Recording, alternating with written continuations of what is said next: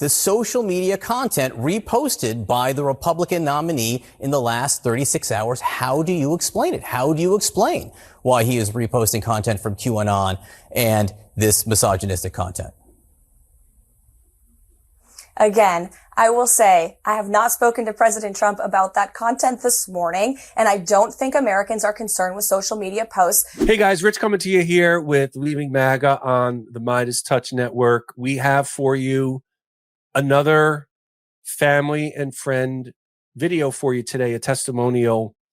I just want to say thank you to all of you out there who are reaching out to us in the comments section. Be sure to subscribe at MeidasTouch Network for our Leaving MAGA videos. Getting in touch with us after watching our testimonials, not just of those who have left MAGA, but friends and family, and are coming to us saying, I want to tell a story. I have a story. I want to give a testimonial. I think there's just something really cathartic about an opportunity for people to tell a story that maybe they've had bottled up for quite some time. And we keep putting on our socials, hey, if there's anyone out there who wants to speak with us, please let us know. We're happy to have a conversation and give you a chance to talk about your life pre and post MAGA. So I want to bring someone in who did reach out to us after I put on our socials about wanting to speak with everyone out there. Her name is Erin Stynchula.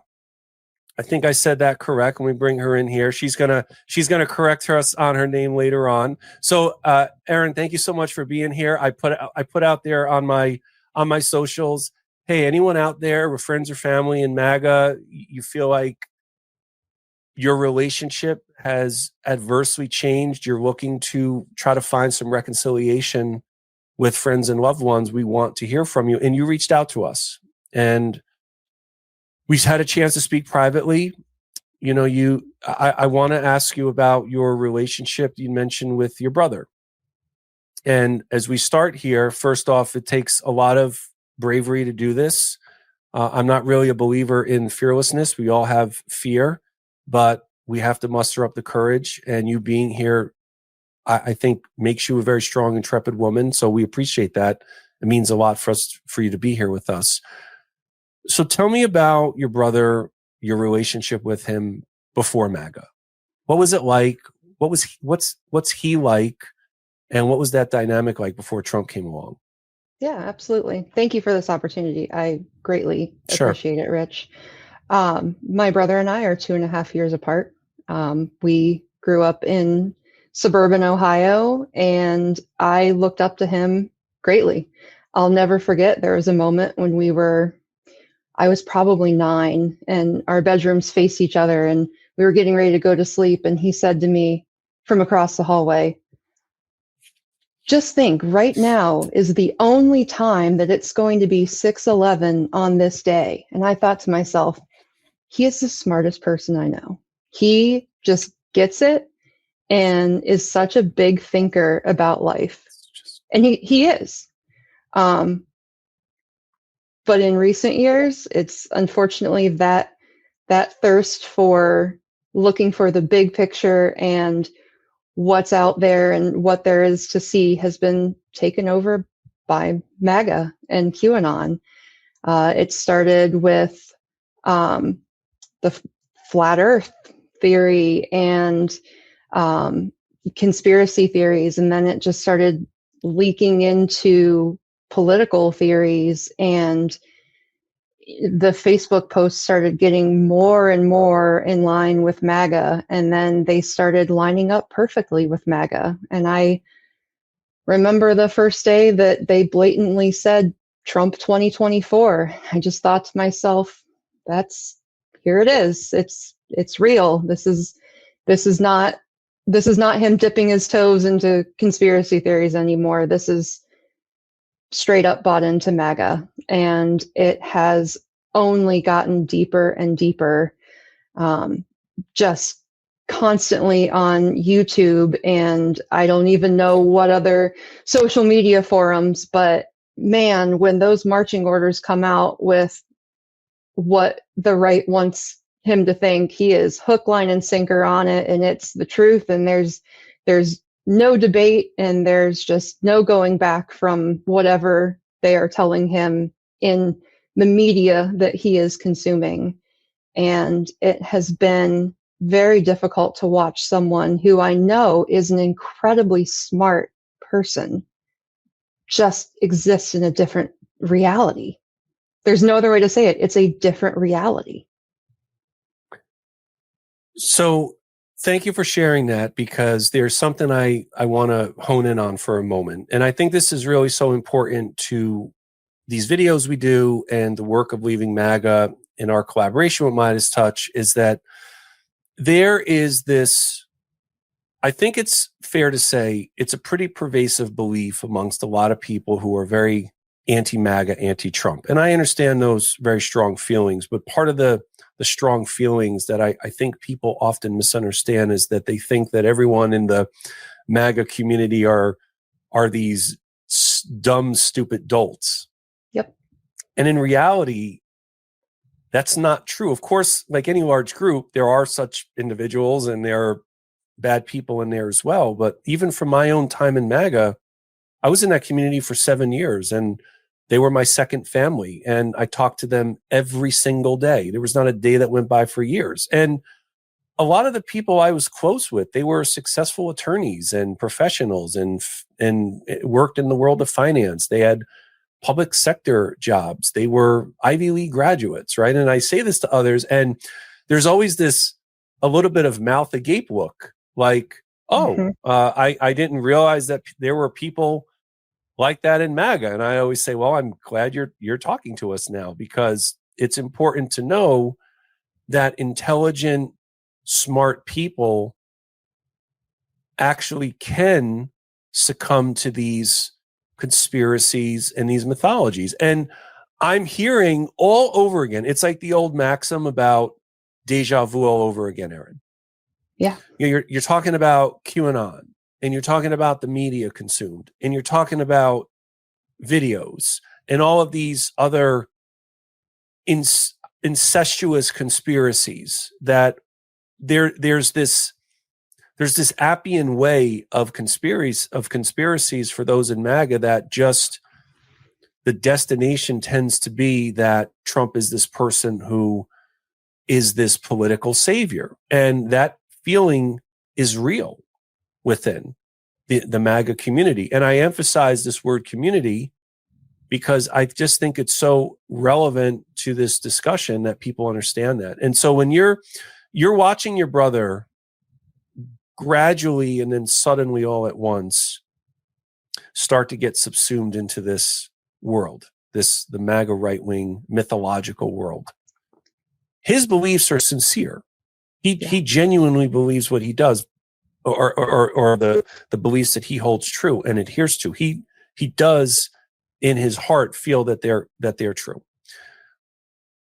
But there's a part of this that we talked about that I want to ask you now about, some of the dehumanization that manifests itself as a result of just falling prey to so many of these beliefs. If you can talk about that, because I think it's another really important point, that these mythologies, like they did for me, they do something to us and they change us and they make us feel that those who are not with us are these existential enemies. Your brother felt that way, feels that way now. It's how I felt as well. If you can talk about that, please. Yeah, absolutely. It is so disheartening to hear the word illegals come out of my brother's mouth, and in such a derogatory way. These are fellow humans. These are people who contribute to our economy, who pay taxes, who are the backbone of our society. And to hear them called illegals it's gut-wrenching. I have long been a ally of the LGBTQ plus community, and to hear trans people talked about in such a dehumanized way when they are just trying to live their most, to words you said earlier, fearless and brave self.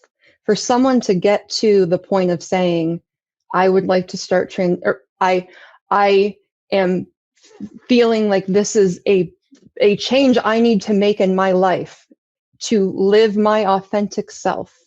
And then to have YouTube guys and right-wing strategists take the trans identity and trans group and dehumanize them in such a terrible way just to mobilize voters is so difficult to watch. And I know for me, one thing that has been really difficult is knowing that the right-wing think tanks and talking heads will speak so poorly about especially the trans community.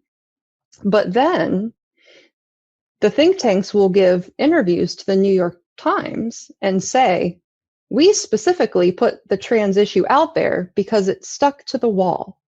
It mobilized people.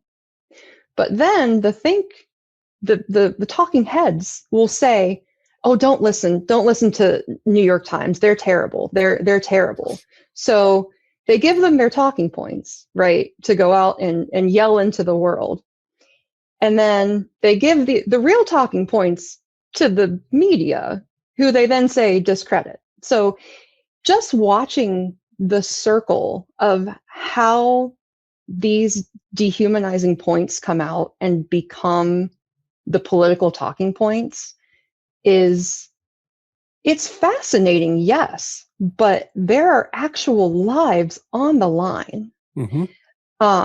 And I will say I can talk on any point on this dehumanizing part, because it is, you hit it on the head. I've tried every way that I can think of to counteract especially the dehumanizing part of this whole journey.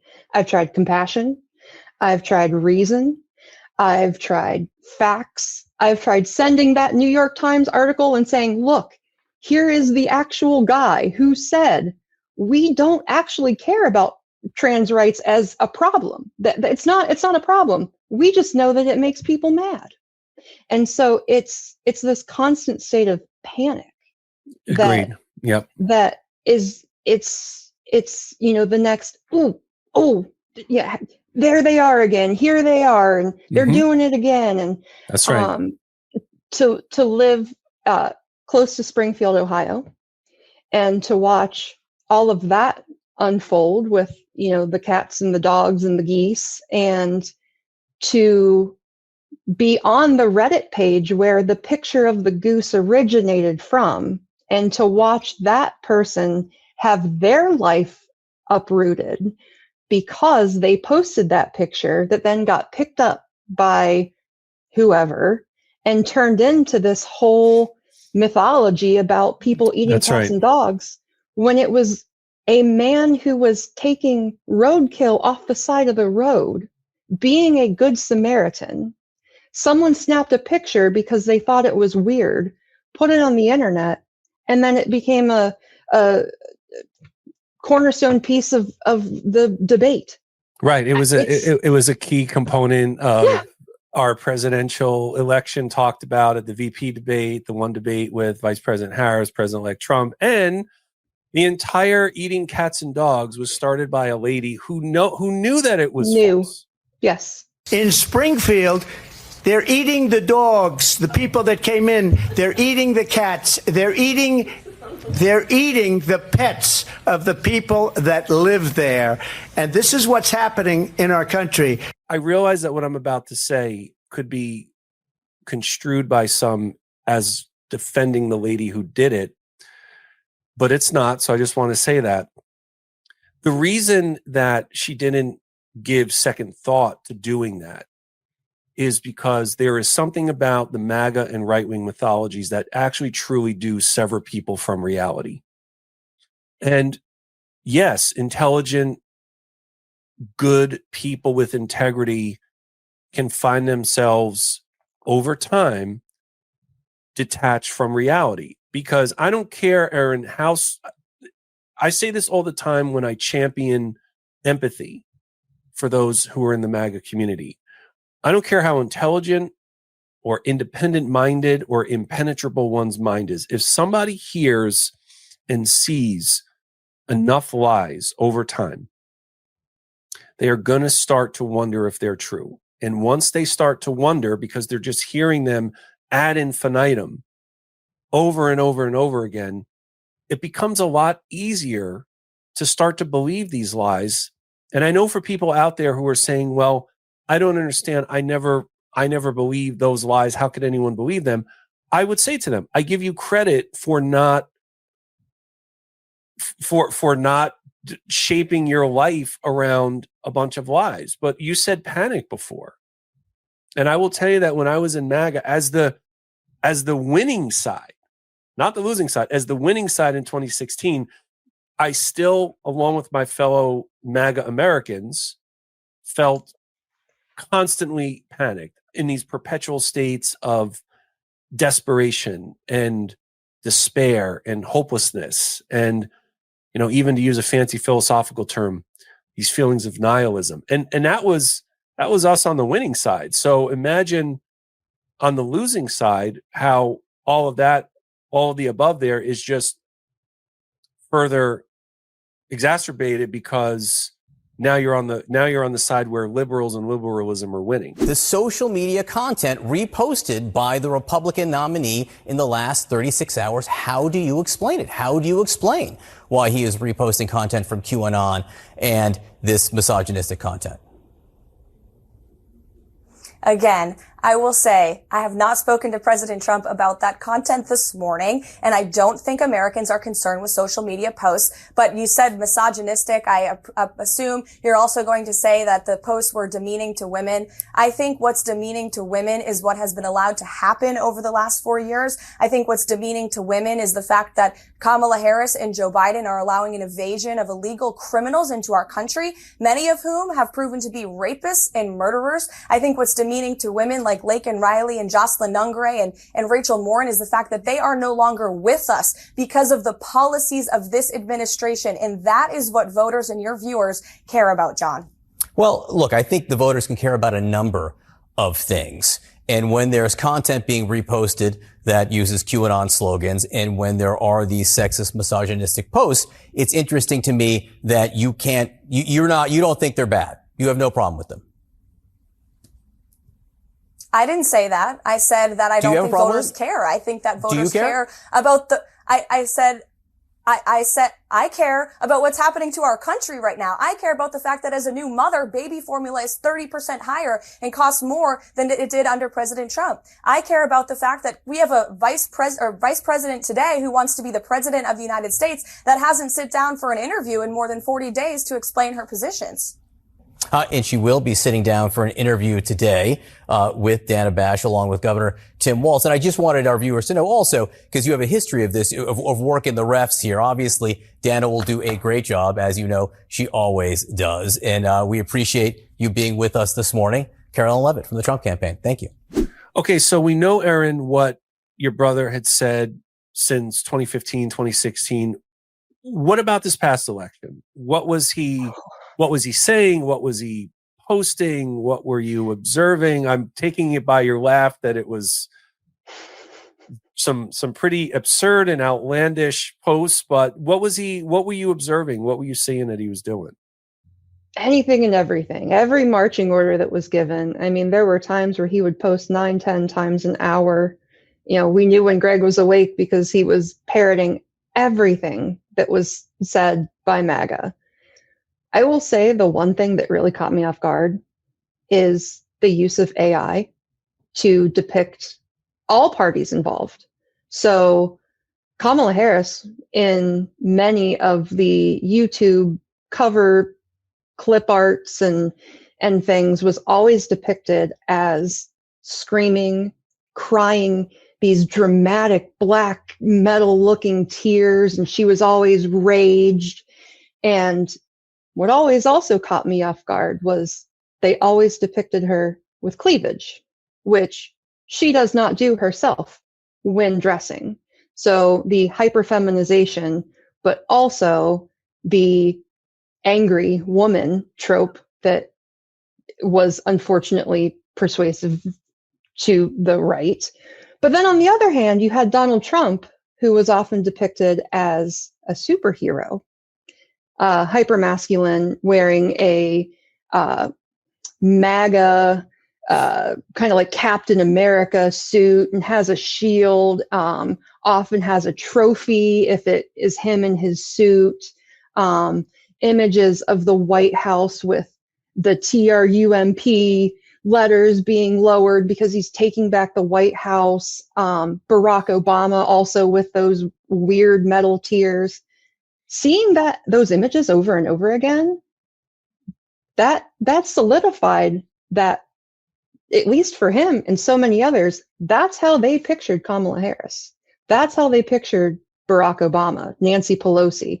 Anyone that you can think of on the left was given this caricature of rage and defeat all at the same time. They knew exactly what they were doing with those images, and pair that with what is being said, it is so incredibly powerful. Mm-hmm. And I will say very quickly, the one thing that really bothered me about how Kamala Harris was portrayed, I made the point to my brother that every time he put her down, he was putting me down.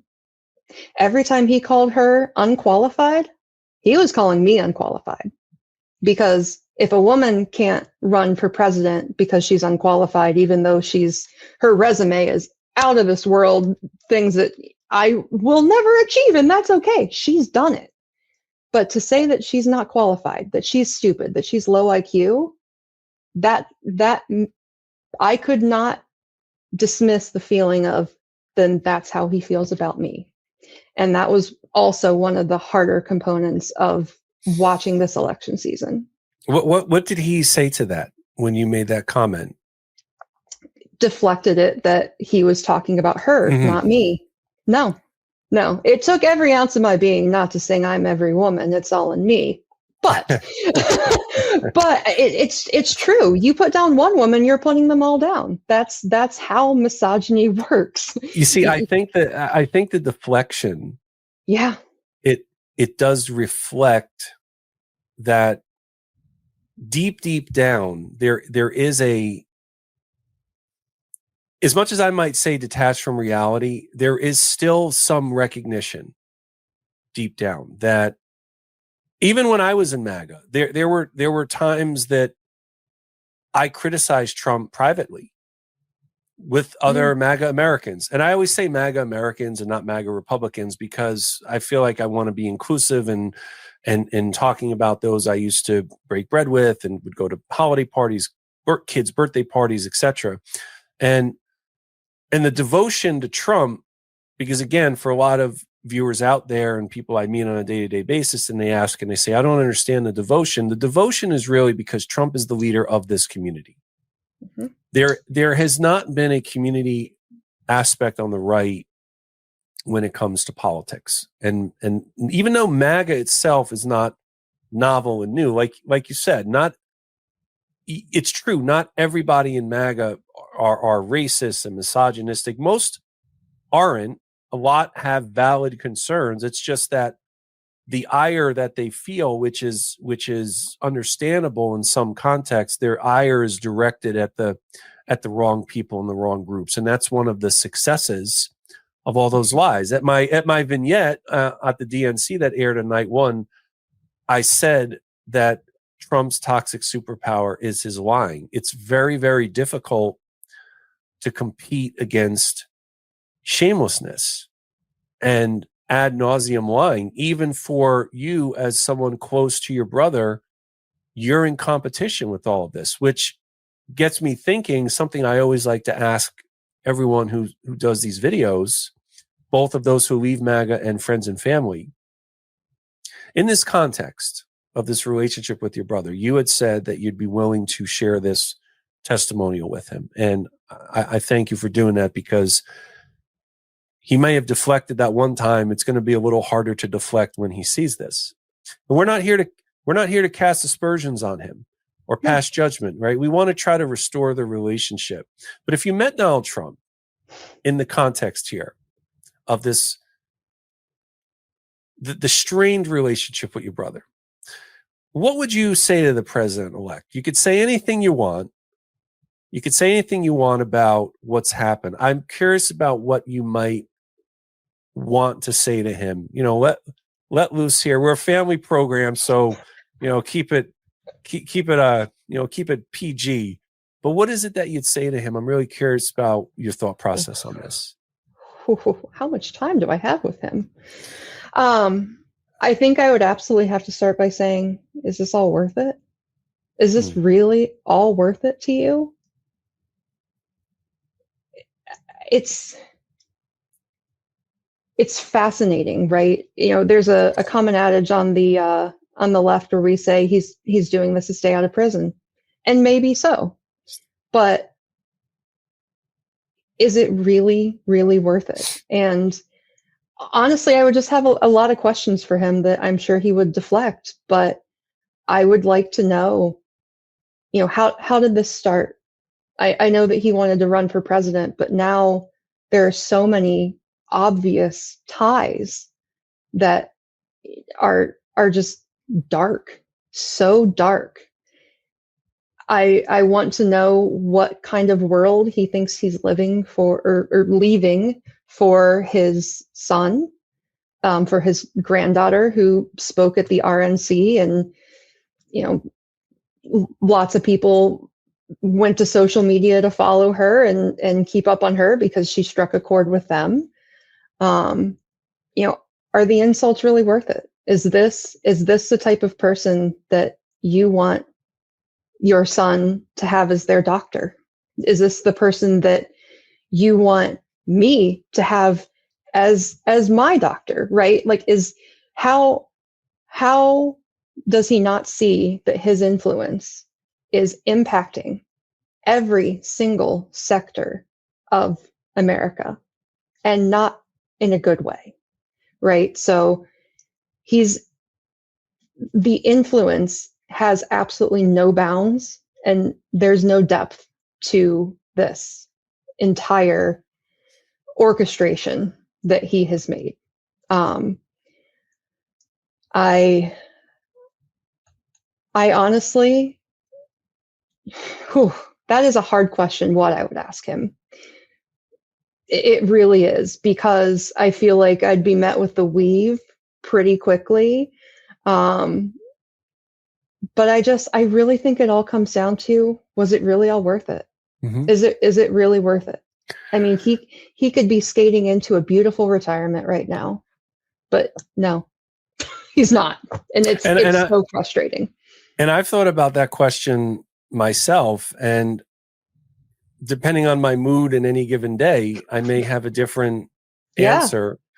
But I do feel like, since I asked it, and I usually will ask everyone who does these videos, you know, I'll offer it here for viewers, that I think of all the possibilities of answers, the one that what I would say to him is, I would say that I was very much devoted to the cause as someone in the community. But I would ask him what he thinks about the fact that I left with remorse, and have actually, we've created an organization. We're collaborating, getting to meet someone such as yourself and so many others as a result of leaving MAGA. You know, how might that make you feel? You know, he might say, I don't care. Well, I care. But I feel like that's why, and if I had met you when I was in MAGA, I would have thought what your brother did. And so Absolutely. I'm going to ask Erin to put you on the spot, and I'm going to say that after you get a chance to show this video to your brother, I'm going to check back in with you and want to find out from you just how he took it, how he received this.